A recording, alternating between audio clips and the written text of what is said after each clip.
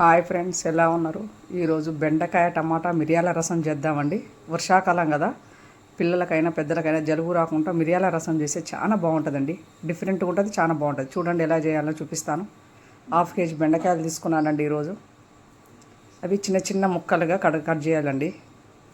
మరీ పెద్దగా చేసినా అంత మంచిగా అనిపించదు. సాంబార్లకు అయితే పెద్దగా బాగుంటుంది. ఇది మనం జస్ట్ రసం చేయబట్టి కొద్ది చిన్న సైజు. 2 ఆనియన్స్, 1 టమాటా, 2 పచ్చిమిర్చి కట్ చేసినానండి. ఇప్పుడు ఎలా పోపేయాలని చేసి చూపిస్తాను చూడండి.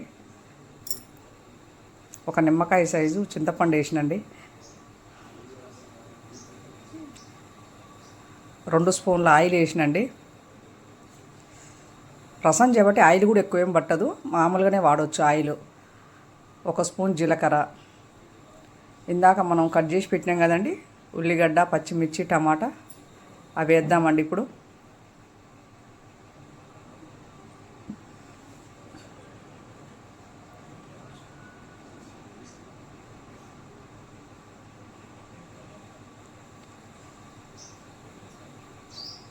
టమాటా కూడా వేసినానండి. ఇవి కొద్దిగా మగ్గనిద్దాం.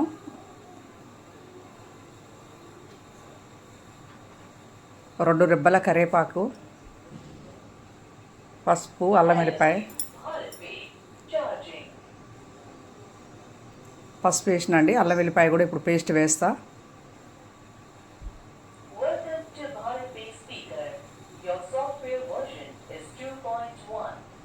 ఉల్లిగడ్డ మగ్గేలోపు ఇవన్నీ వేసుకోవచ్చండి. 1 స్పూన్ అల్లం వెల్లిపాయ పేస్ట్ వేసినండి. ఇప్పుడు మనం మిరియాల సాంబార్ అనుకుంటున్నాం కదా, మిరియాల రసం అనుకుంటున్నాం కదా, ఇప్పుడు మిరియాల పొడి వేయాలండి ఇప్పుడే.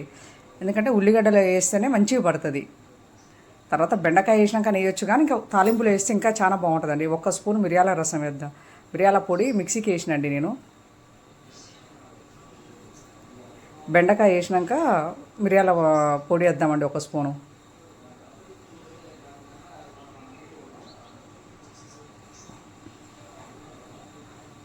ఇప్పుడు మనం ఇందాక 1/2 కేజీ బెండకాయలు తీసి కట్ చేసి పెట్టాను చూడండి పక్కకు, అంతవరకు వేసినామండి. ఇది మిరియాల పౌడర్ అండి, 1 స్పూన్. జస్ట్ ఈ ఉన్న వెదర్లో కొద్దిగా మంచిగా ఉండడం కోసం వేయాల్సిందే తప్ప ఎక్కువ వేయాల్సిన అవసరం కూడా లేదండి. చూడండి బెండకాయ మగ్గింది. ఇంకొక 5 మినిట్స్ మగ్గినాక కారం వేద్దామండి. మగ్గిందండి చూడండి. ఇప్పుడు 1 స్పూన్ కారం వేద్దాము. ఆల్రౌండ్ మనం మిరియాలు వేసాం కాబట్టి కారం కూడా ఎక్కువ పట్టదు.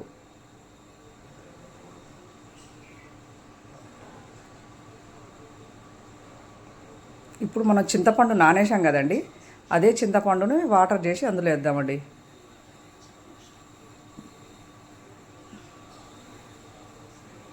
ఒక గ్లాసు చింతపండు రసాన్ని చేసి అందులో వేసామండి.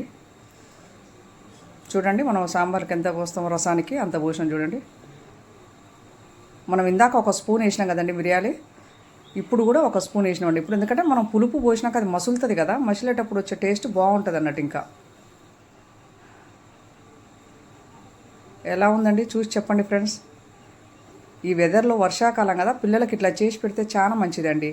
హెల్త్కి మంచిది, వాళ్ళు కూడా మంచిగా తింటారు పిల్లలు.